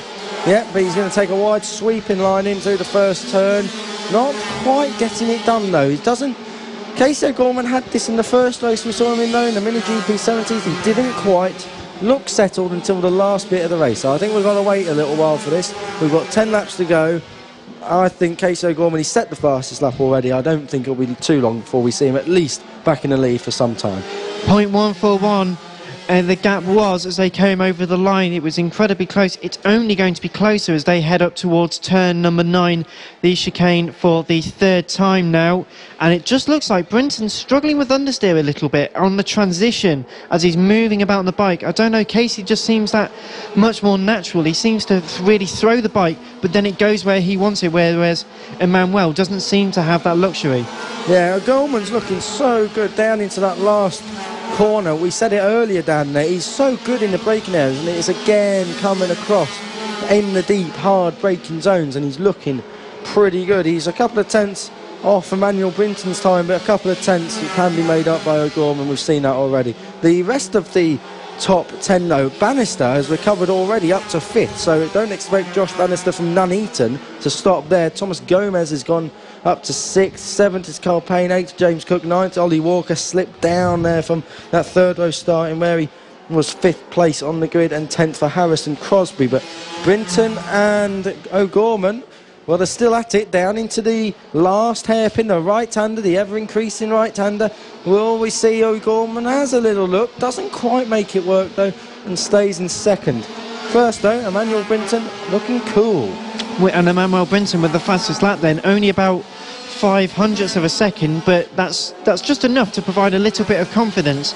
But Casey O'Gorman, especially when looking up the right-hand side going into the hairpin, got on the brakes later, or got on the brakes a little earlier, tried to go up the inside, broke again, just to say, look, I'm just messing with you, mate. I'm going to come past. I'll choose when I come past, forcing mistake for that to happen, and then take the position. Absolutely, he's just biding his time. It's all about weighing up the position, weighing up where can I get past that. I don't actually lose time myself. Where can I get past and make an advantage on who I'm passing? So O'Gorman will be thinking about that towards the end of this race. But at the moment, I think he's just weighing things up, looking at where his strengths are and where his weaknesses are. There's one strength. There's a big look down the inside at the final hairpin. Not that time. Brinton gets away with it this time, but I do not think he will be far away from being attacked once more. Especially as I'm in traffic now. Oh, he's down. Brinton's gone down. He tangled with the back marker. Unbelievable. We said it earlier that back markers can get in the way and cause problems. They've took the leader out. Emmanuel Brinton will be furious. Back up on his feet, just looks very disappointed indeed. Okay. I think I can't believe, I don't think he can believe what he's just happened. He got caught up with the back marker at the complex where it's just different. You can take so many different lines. He's okay, but that is not how you want to be taken out, and that is just blown the race for us here. I mean, O'Gorman has now got a huge lead of about 3 seconds over Mason Johnson, although it held O'Gorman up as well. It held O'Gorman up because Johnson is closing now. He's not been disrupted by the traffic. But that promotes Mason Johnson then up to 2nd and Dylan Mellor up to 3rd, which means Josh Bannister is now 4th, which is a decent recovery drive. Hopefully he will get a little bit further up the grid, and is running quite quickly indeed, a 53.1 as opposed to a 55.4 for Dylan Mellor, a 54.2 for Mason Johnson, and a 56.1 for Casey O'Gorman. So he's closing up the gap between 4th and 1st, only 2.9 seconds. That is going to close over the next 6 laps. Halfway through, Casey O'Gorman has got his way. Absolutely. Josh Bannister actually had a look at turn 2, and I haven't seen anyone pass at turn 2 on the inside just yet at Dylan Mellor, so we'll see what, I think he's through actually. I think Bannister has already gone through. Now this is a great ride. I mean, if he can come back to a podium and stay there, if not go higher. I mean, we've got 5 laps left to go really when they come across the line. They're at the right-handed hairpin that ends this lap now.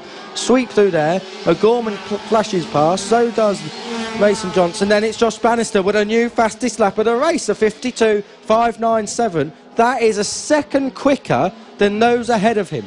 Josh Bannister, if he carries on at this rate, can win this race. Could well win this race. So as they make their way up to the midpoint of the circuit so far, Casey O'Gorman 1.2 seconds clear of Mason Johnson, only 0.8 clear is Johnson from Bannister. So fluff the start, but maybe, just maybe, he can think, well, actually I've got the confidence. I may have made a mistake here, but I've got the confidence to win. He's got the confidence to win a race, or even just win back a podium. It would be a great recovery for him. Eddie O'Shea up to 9th place on the 114, pushing Jimmy Parker down to 10th. Josh Bannister having a look on the inside, on the outside, any which way will do for him as they go down through that last corner. Bannister is on the inside. There's the move at the first apex of turn 2, gets it done nicely. Now he's in clear air here. Josh Bannister has gone through into 2nd at the fast right-hander that starts this lap. Can he close down Casey O'Gorman? The gap has come down by 0.4 on the last lap. Maybe, just maybe, we're going to see a last lap thriller here with 4 to go. 4 to go, well, 4 and a bit to go. It's looking at a fantastic battle for the lead. Just a further update, Dylan Mellor now into 4th place with Thomas Gomes, Ollie Walker, Kyle Payne, Harrison Crosby, Jimmy Parker and Eddie O'Shea. Your top 10 with Toomer, Rose Jr., Hitchcock, Pendrell, Brown, Brinton, Jones, Watson, Amer and Cook. The full complement of 20 racers. All Mason Johnson having a look down the inside of Josh Bannister. Couldn't get it done that time. Both of them have been held up by back markers. That was, I think, Monty Amer getting in the way there. May not have been. They will leave that. We've got 3 laps to go. Yeah, Josh Bannister lost a couple of tenths that time, but not too much. I mean, clear air again now. He can make this work if he's not interrupted by back markers. But that's still, if he's not interrupted by back markers, the more he gets stuck. He's still 2 seconds behind Casey O'Gorman, who did a 53.6 on that last one, and a 53.8 for Josh Bannister, so he lost 2 tenths. It's a tall ask by this point. Really is a tall ask, but again, we've already seen today, back markers can really wreck your race. I mean, that is just unfortunate we've had to go down, but this is more like a theoretical point of view now. Like, what can Josh He's in the Bannister sight, do? though, isn't he? He's really there. I mean, the only problem is O'Gorman is so good at that last corner. So if Josh Bannister was to put himself into a position where he could do something, it'd be at the last corner, I think. But he was on that. We've got 2 laps to go, and he was a half a second quicker. Bannister was half a second quicker than O'Gorman. It could just be done. It could well go to the last corner of the last lap. But Josh Bannister can smell blood. He's instinctively fighting for this now. 1.5 seconds behind. He was half a second quick on that last one, but he can find more. Absolutely, and don't forget there was a back marker there as well. Getting in Casey O'Gorman's way probably has interrupted that battle somewhat. They're a lot closer than in a second and a half as they go through the second chicane. Josh Bannister is smelling victory here. They come through the penultimate corner. They're down. There's a lot of traffic at this final hairpin, but not on this occasion. It'll happen on the next lap. Josh Bannister is much, much closer. We'll wait for them to come over the line. They come through the right-hander now. O'Gorman's across the line. And Bannister's a half a second again. There's back markers. There's a lot of traffic. This could even make or break O'Gorman's win. Surely. Bannister's much closer. He might even try. As the back marker got in the way at the end of the complex for O'Gorman. Bannister is right on him. We try and follow them down through the second of the right-handers here. I think Bannister might well be right on him. We're going to wait for them to come round. And it's fantastic to see he's looking every which way to try and make as much of a performance gap as he can. And he's looking left, he's looking right. He can smell these right on the tail going through the final chicane. They've only got 2 corners left to go. I can tell there's going to be a move coming up the inside for the final corner. They've got a lot of traffic though. Can Casey O'Gorman defend it? It looks like he just well can, unless he gets tripped up. And there's a fall. There's a fall, but it's not for Casey O'Gorman. There was a back marker down, but Casey O'Gorman does take the win. O'Gorman took it. There was contact at the last corner. The back marker in the wrong place at the wrong time. Josh Bannister, that just run out of time. We say it so often in racing, but another lap and he probably would have been there. Casey O'Gorman wins again at Llandow. How many more times can he do it? Josh Bannister second. And for everyone else behind, Dylan Mellor, Mason Johnson, Ollie Walker, Thomas Gomes. We're waiting for Kyle Payne and Jimmy Parker. Yeah, Eddie O'Shea, a great ride in 9th if he can stay there. Kyle Payne, 7th, has taken it. And we'll wait for the rest. But what a race. Drama from the word off. Drama from the word go, indeed. A fantastic race there in the Mini GP50s. 2 more encounters for them over the course of tomorrow as well. So you'll see them back in action. And we are looking forward to seeing more of that and more action from all of our races over the next day or so. Fantastic race. What a competitive race for Casey O'Gorman. A great win, but that could have all ended in tears at the final corner. This is what we come motor racing for, especially at the Cool Fab Racing Series, because you can never quite tell, and you never know until the checker flag falls. But yes, Casey O'Gorman, a fantastic win ahead of Josh Bannister. Dylan Mellor and Mason Johnson round out the top 4, with Ollie Walker and Thomas Gomes in 5th and 6th. Kyle Payne, Jaden Toomer, Jimmy Park and Harrison Crosby in 10th, with Eddie O'Shea, Emmanuel Brinton, Ryan Hitchcock, Evan Penjul, James Rose Jr., Lewis Jones, Tyler Watson, Monty Amer, Lucas Brown and James Cook rounding out the 20-strong grid. 18 running at the end. Fantastic racing from them. Up next we have got a senior mini moto race. After that, the junior LC40 Elite and the Pit Bikes 140 and Moto team race. Fantastic racing. Thank you ever so much for all of your comments on the Cool Fab Racing and the Motorsport Radio posts on the social medias, on Twitter, on Facebook. Please do keep them coming in, and we hope you're enjoying the exclusively live coverage of the first round of the 2018 Cool Fab Racing British Mini Bike Championship here from Llandow Karting Circuit.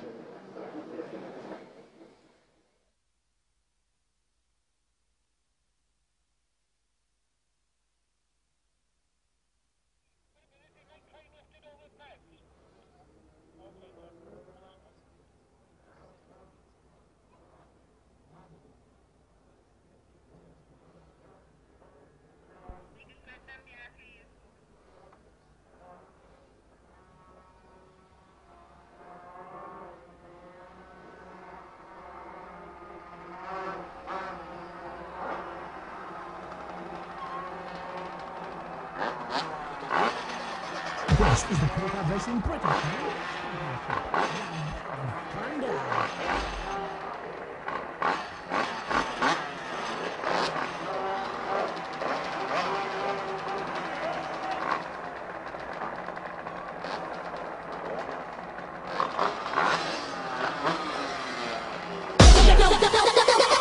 This is the Cool FAB-Racing British Mini Bikes Championship, Round 1, Llandow. We're live still for the next 3 races this evening and for 2 sets of races tomorrow of the 2018 Cool FAB-Racing British Mini Bikes Championships here from Llandow Karting Circuit. We're feeling the energy here in the commentary box. My producer, very, very excited indeed. But if you are here on site, please do come up to the commentary box. Tell us all about your races. Tell us what medals you won, how you went on in your race, even if you had a bit of a disappointing one. Come and talk to us. We'd love to hear from you. Up next is the first of the senior mini moto races with Ryan Grant and Matt Birking sharing the front row of the grid. Richard Holmes-Williams will start 6th, the 126, who had a bit of an issue in one of the earlier on races. Kiko, do you think he's going to make up for lost ground in this one? I'm not sure, really. I mean, this is going to be one of them races where it all, like most, it all depends on who can get to that first turn. You know, it's going to be a difficult one to call because they've all looked very competitive. But Ryan Grant's gap over the rest of everyone else is quite impressive, I must say. So Ryan Grant and Matt Birkin will start on the front row of the grid, with Mark Payne and Justin Bainbridge on row 2. Row 3 is Paul Nichols and Richard Holmes-Williams, with Josh Birkin and Cameron Harris on row 4. Row 5 is made out of Chris Yeomans and Simon Huntingford. Gavin Burkitt and Marco Pandolfo will line up in 11th and 12th. So not the busiest grid here of the weekend. However, you don't need many bikes for an action-packed, fantastic close encounter race. We had a great qualifying sessions earlier on this morning and this afternoon, so we are looking forward to a great contest for the first senior mini moto race of the weekend as they now start to line up on the grid, getting ready for the race start. Yeah, these guys take it really seriously as well. They are so committed, especially down into turn 2 and the loop round through the complex.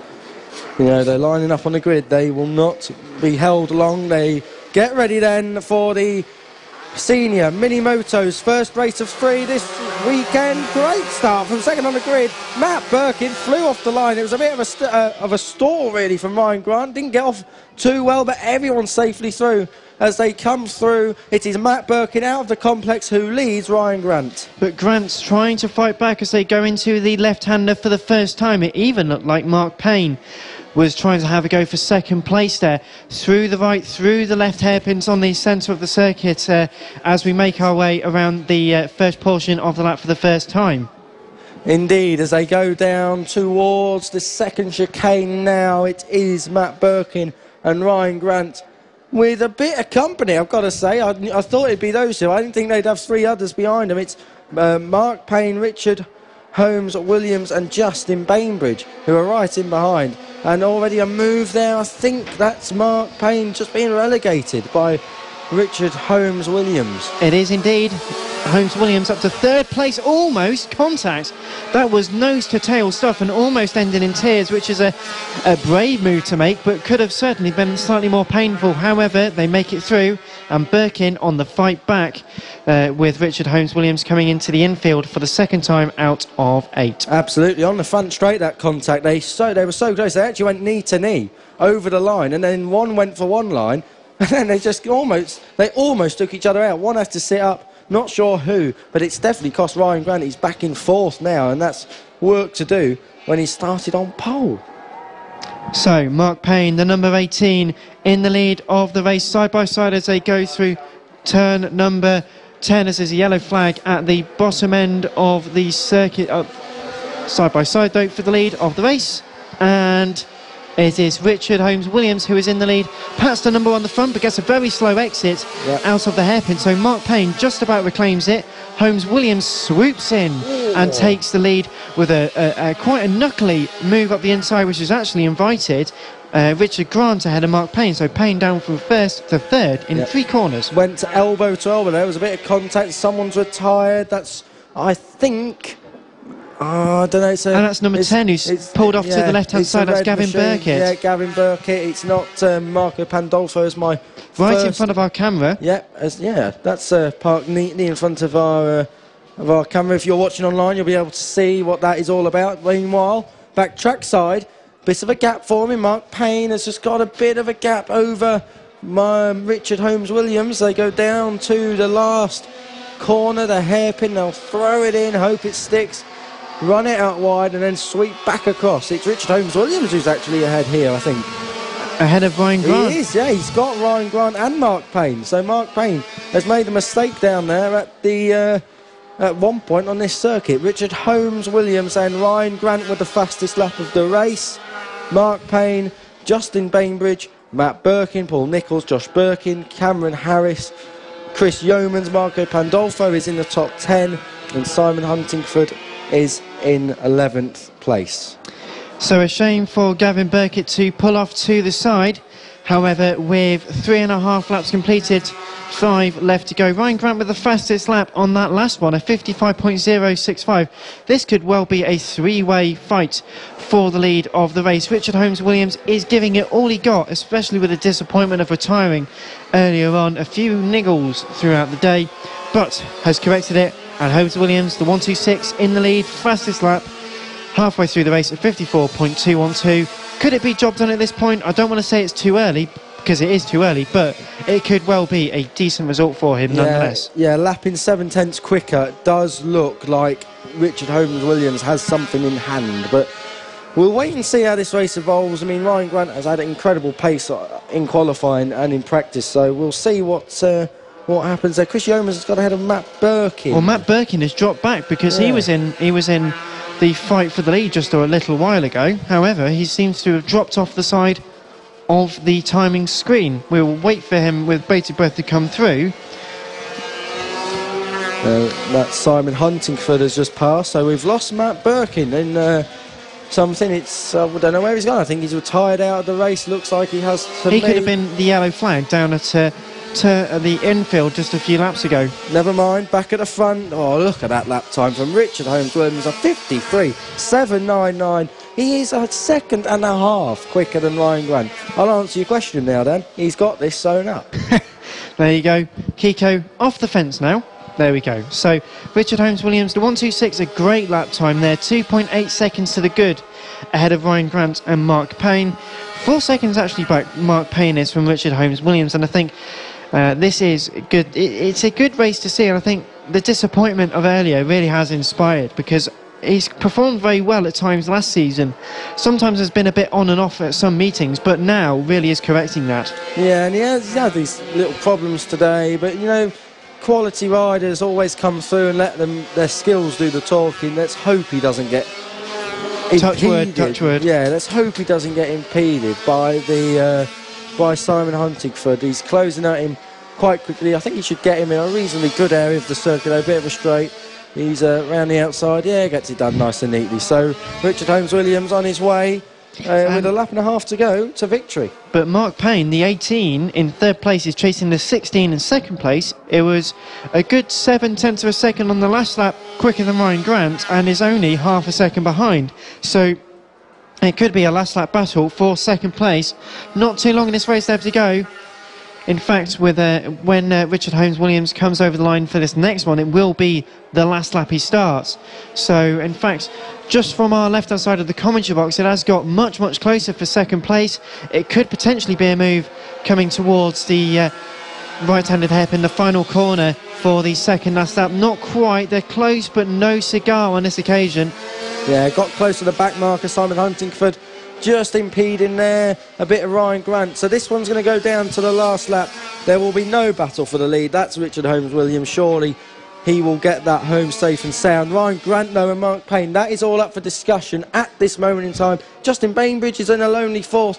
Paul Nicholls and Josh Birkin are still at it, though. They are not too far away from each other as we await the leaders to come round.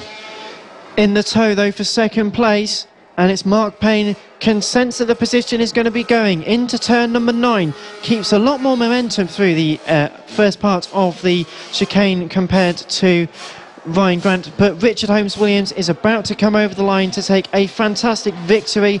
Did as much he could, from fantastic fighting from him to really take the reward of earlier's disappointments. Over the line comes Grant and Payne to finish 2nd and 3rd respectively, with Justin Bainbridge due to come over in 4th place. 5th place for Paul Nichols. Josh Birkin will finish 6th. Cameron Harris and Chris Yeomans will be 7th and 8th. 9th place for Marco Pandolfo. Simon Huntingford in 10th. 11th place for Matt Birkin, who only completed 3 laps, and Gavin Burkett unfortunately had the issue earlier on when pulled off to the left-hand side of the circuit, down by the first chicane.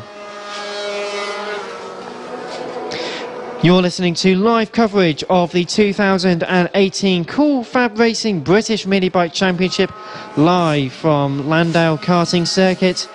We are here, we have 2 races to go, the Junior LC40 Elite and the Pit Bike 140 and Moto Team Race 1. Before we finish for Saturday's races, we will be live on the PA trackside and online audio, as well as visual radio on the Cool Fab and Motorsport Radio websites, the social medias as well, from 10:30, where we start this all over again with the Mini GP70s, followed by the Extreme 200, the AC40 Pros and then the Rookies, the Mini F1 Sidecars, followed by the Mini GP50s, the Senior Mini Motos, the Junior LC40 Elite and the Pit Bike 140 and Moto Team Race 2. Then we will finish at about 10 past 1 for lunch, and then restart at 5 to 1 to do it all again, and finish hopefully by about 4:30 tomorrow afternoon. Some fantastic racing going on here. Please do keep your comments and likes flooding in. We've got some more of your comments to read out, so thank you very much to everyone. Shirley Bird saying, well done my darling. Casey, Nanas with you all the way. Brilliant Nanas, champs. Sal West has messages to say, brilliant work Johnny, with a couple of the checker flag emojis and the thumbs up emojis. Linda Duthie says, well done Ronnie, and Sabrina says, well done Mason Foster. Please do keep your comments coming in. It's great to see the encouragement your family and friends have got in. 2 races left to go, some fantastic stuff here. The official partner series to the BSB and on the roads to MotoGP. This is the Cool Fab Racing British Mini Bikes Championship. The original and best British championships for mini bikes. This is Cool Fab Racing.